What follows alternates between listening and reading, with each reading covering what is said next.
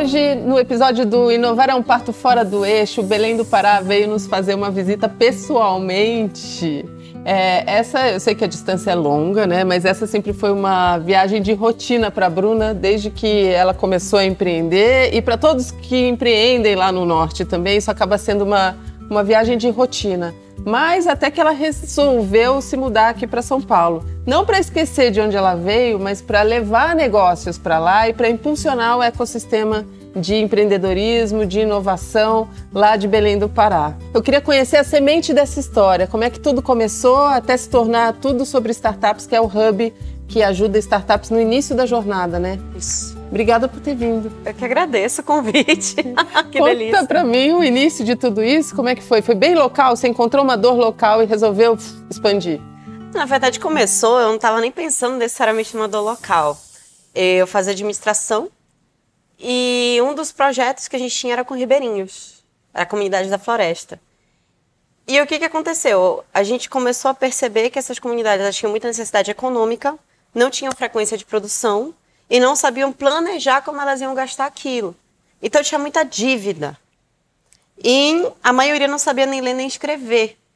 E aí como é que você vai educar alguém que não sabe ler nem escrever a pensar financeiramente? Porque aquelas pessoas, muitas, por exemplo, às vezes já tinha acabado de chegar a energia elétrica, aí vai comprar um monte de coisa que não existia na casa, e voo, entendeu? Dívida. Dívida. E o nosso processo foi educar. E como tinham essas limitações de conhecimento, começou um processo de como eu vou ensinar isso, que me aproximou do design thinking. E que me aproximou de muito processo pedagógico mesmo, didático, para pessoas que funcionam independente de qual pessoa seja. Do ribeirinho ao grande executivo, mas como pensar humano. A educação, que às vezes é uma coisa muito técnica, engessada, e que você até entende, mas que é chato aprender, e você demora para entender a relevância daquilo. Né? Todo mundo já passou por isso em algum momento na vida. E quando você olha para essa situação, você precisa pensar mais humano e menos só técnico. E isso acabou arrastando para a carreira inteira. Eventualmente, na tentativa de melhorar a vida deles, a gente acabou se aproximando de algumas biotechs. Sei. Que precisavam dos insumos que eles produziam. E dessas biotechs eu comecei a entender o que era startup. Foi um processo de descoberta. Aí você entrou... e você se descobriu também. Também. Me aproximei da incubadora. No início começou muito nesse processo de como ajudar eles a conseguirem coisas e como ajudar os ribeirinhos também. Eu via como quase um processo de troca para os ribeirinhos conseguirem ter o que era deles e para as startups conseguirem evoluir naquilo que elas precisavam. Mas a gente acabei me aproximando muito de gestão, acabei me aproximando muito de necessidades específicas desse negócio. Ficava Belém, São Paulo, para aprender coisas e levar para lá, para pegar oportunidades e levar para lá. E, eventualmente, isso acabou virando negócio. Aí você criou a Tudo Sobre Startup. Exatamente. Que é o que exatamente? Você ajuda startups de Belém do Pará, do Brasil inteiro. O que você faz? Que conexão é essa que você faz? Eu ajudo startups do Brasil inteiro. A gente tem um princípio, que é a gente forma decisores e decisores criam o futuro. Então, o que geralmente acontece, tá? Geralmente, uma startup, quando ela quer começar, ela vai atrás de mentoria, ela vai atrás de programas, e a gente tem os nossos. Só que, o que a gente percebeu, e aí volta lá a estrutura de Belém, e que a gente acabou percebendo que isso também tinha em outros lugares do Brasil as mesmas dores de formas diferentes.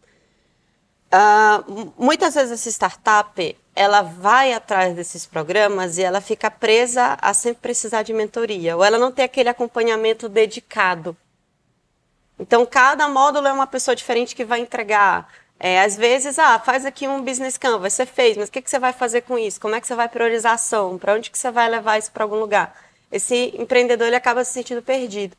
Então, a gente criou uma metodologia onde ele aprende a definir critérios de decisão, e ele aprende a definir o que é prioridade. Tanto que a gente tem o princípio que se eu não priorizo, eu não executo. Fala uma coisa, você atende hoje startups do Brasil inteiro, mas só para a gente conhecer o ecossistema de Belém ou do Pará, tem alguma particularidade em relação ao que está sendo feito lá? Ou alguma dificuldade maior? Sei lá, falta lá, não tem investimento. Ou lá a questão, as pessoas estão olhando para a floresta. Ou isso é um mito? Tá, tem várias coisas interessantes aí. Então bora, vamos desmistificar. Eu acho que tem algumas coisas que são típicas da região norte, que a gente pode olhar com carinho como um todo, e que Belém tem isso muito forte também. Investimento, porque geralmente quem é que traz o investimento para o processo? Ou são as corporates, ou são grandes fundos. A região norte como um todo não tem tantos fundos assim. Então não é que não existam investidores. Não é que fundos hoje não se relacionem com a região norte. A pandemia ajudou muito nisso. Pré-pandemia, a gente não tinha tanta essa troca. Certo. Pós-pandemia, isso ficou muito mais intenso. Pelo digital, só pela facilidade de comunicação, Pela de acesso. facilidade de comunicação e também porque chega um momento onde o fundo daqui ele tem dinheiro e faltam empreendedores. Certo. Então ele começou a dizer, preciso olhar para outros lugares e a pandemia, querendo ou não, tirou muito da zona de conforto todo mundo e deu uma oportunidade também para quem estava visando outras coisas de dizer, pô, eu posso fazer diferente, eu posso pegar isso aqui que eu não estou olhando, né? Já que já era um problema que eu já tinha mapeado, deixava sempre para depois, deixa eu resolver agora. Vamos priorizar. Vamos priorizar. Exatamente. E aí, isso simplificou bastante. Não está ainda aquela maravilha, mas simplificou bastante, né? Por que eu digo que não está ainda aquela maravilha? Porque ainda faltam fundos mais nossos. Tá. Fundos regionais, com investidores regionais, com cara regional, com força regional. Temos investidores? Temos, mas isso ainda pode ser mais pujante. Para outro lado, para ser mais pujante, a gente precisa ter startups mais pujantes. Belém, a gente tem alguns lugares interessantes. A gente tem a Universitec, que é a incubadora, que inclusive foi a que me acolheu lá atrás. A gente tem o Parque de Ciência e Tecnologia, que é o PCT. A gente tem eixos que trabalham junto com Natura, que vão desenvolver negócios da floresta, que aí são muito mais voltados para essa carinha, né, que a gente já tinha conversado. A gente tem também os coworkings, como a Elephant da vida, para trabalhar, né, esse ecossistema. Essa conexão entre os empreendedores, né? Isso. O encontro. E até começar, por exemplo, a incubadora, ela paga para esse empreendedor alguns serviços.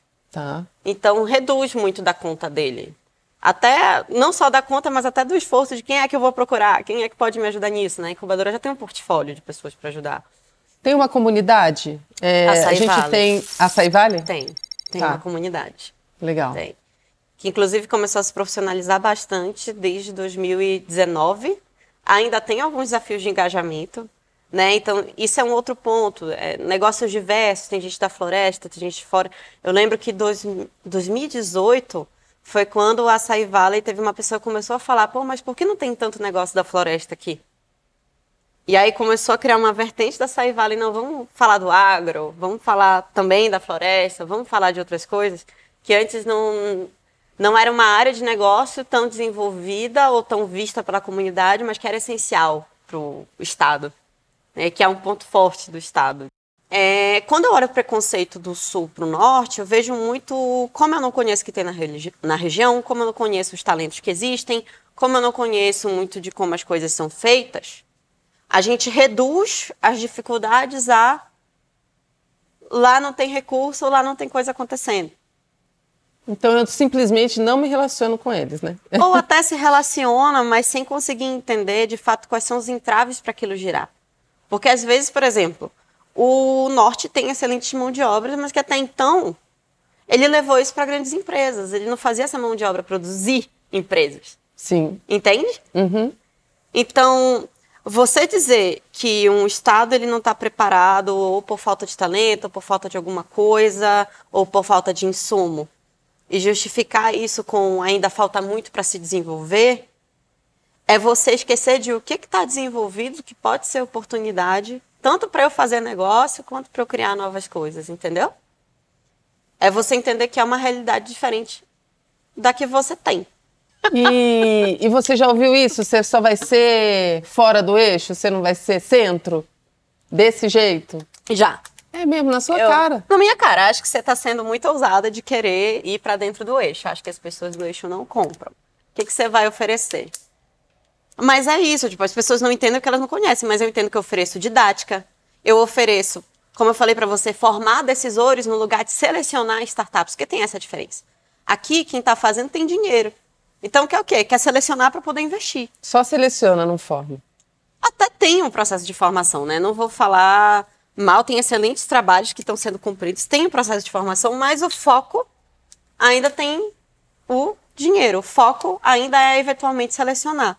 A gente diz, não, deixa eu te formar. E aí depois a gente vai ver alguém para você ser selecionado. Um fundo legal, uma coisa legal, no tempo que precisa para você ser tomador de decisão. Tanto que geralmente a gente escuta de feedback que os nossos empreendedores, eles são muito decididos, eles são muito focados, eles têm muita clareza. Por quê? Porque ele sabe direitinho olhar o negócio inteiro, ver qual é a métrica que tem que dar atenção, entender para onde que ele tem que avançar para o negócio conseguir fluir. Ele aprendeu a pensar. E aí, quais são os desafios hoje? Em Belém do Pará? Lá em Belém. Só para a gente descrever esse ecossistema. Eu acho que tem muito desafio em formação de novos empreendedores ainda. Trazer mais gente que tem uma carreira legal ali dentro, que faz coisas legais e olha para a tecnologia com mais força. Sinto muita falta disso. Acho que a gente tem excelentes pessoas, mas ainda tem um pouquinho do receio do risco, né, um pouco mais forte dentro daquela região. Tem uma questão de a pessoa olhar mais para negócios tradicionais, às vezes bons lugares para fazer isso, tem famílias há tempos fazendo um negócio específico e para a nova geração sair daquilo e fazer uma coisa diferente demora um pouquinho. Eu não acho que isso seja um problema do Pará. O empreendedor que está começando ainda não teve muito contato, tem uma ideia aí real do quanto que a startup dele pode nacionalizar ou não. Eu acho que isso é um problema geral de todo mundo que está começando, tá? Sim. Mas quando você está num centro ou algum lugar que tem um conglomerado maior de gente trocando com você, você percebe a borrada mais rápido. Entendeu? Então, essa troca de quando tem um ecossistema mais maduro, ela facilita esse empreendedor virar a chave mais rápido. Então, esse pezinho no chão, eu sinto que demora um pouquinho mais lá por essa falta de troca. Ainda. Então, vamos lá. Eu sou empreendedora lá no Pará. O que eu faço? Qual é o meu caminho? Você já citou alguns lugares que são bem importantes, mas assim, então eu procuro a tudo sobre startups quando eu tenho a ideia ou eu preciso ter mais do que isso? Você pode procurar na ideia. A gente atende ideia, primeiras vendas, vendas inconstantes e vendas frequentes, mas sem processo. Ou seja, cresci, estou vendendo muito, mas eu não consigo crescer mais porque senão eu surto. Não entrego. Exatamente. Entendeu? É esse o ponto onde a gente ajuda. Quando tem uma mulher em startup olhando para os negócios, você sente alguma diferença nesse olhar? Não é sobre sentir, é sobre ser comprovado. Tem um relatório do Genome Startups de 2019 que diz startups que têm mulheres como donas, como decisoras do negócio, crescem de 13% a 20% mais. A mulher, ela é muito mais comedida e por isso que às vezes quando ela não tem o estímulo certo, ela deixa de empreender. Ela vai se planejar. E vai planejar tanto que às vezes não chega nunca. Não começa, isso. Porque ela começa a pensar em vários problemas, várias questões e ela acaba não agindo. Então, quando a gente tem mulheres, a gente precisa fazer elas agirem mais, só que o que é legal? O homem, às vezes, a gente dá um foco para ele, olha, tenta olhar isso para aqui, age pensando nisso aqui, e ele ainda assim quer fazer um monte de coisa. E depois, quando ele chega lá na frente, ele diz, putz, eu devia ter olhado para aquilo mesmo, e volta. A mulher, não. Quando a gente diz, olha, faz isso aqui, dá o foco, ela vai com mais medo, mas ela dá o foco, ela tem o resultado, ela segue o próximo passo. Então, esse negócio ele vai crescer mais estruturado. Excelente. Adorei. Também. Adorei. Adorei saber, conhecer e entender um pouco mais, porque a gente mistifica demais, né, o norte. Talvez pela distância ou pela ignorância, enfim. Mas eu acho muito legal que a gente entenda o outro ponto de vista, para saber, então é isso. Então é por isso. Poxa, então eu também posso me aproximar. Eu também posso tentar olhar para esse lugar, né? Exato. Muito bom. Sucesso para você. Obrigada por estar aí com o Inovar é um Parto. Sucesso pra Fora você. do eixo, mas no centro, hein? Exatamente. Viemos fora do eixo, mas atendendo todo mundo, fora e dentro. Acho que é sobre isso. E quero que mais empreendedores de fora do eixo se sintam à vontade, se sintam fortes para atender nacional.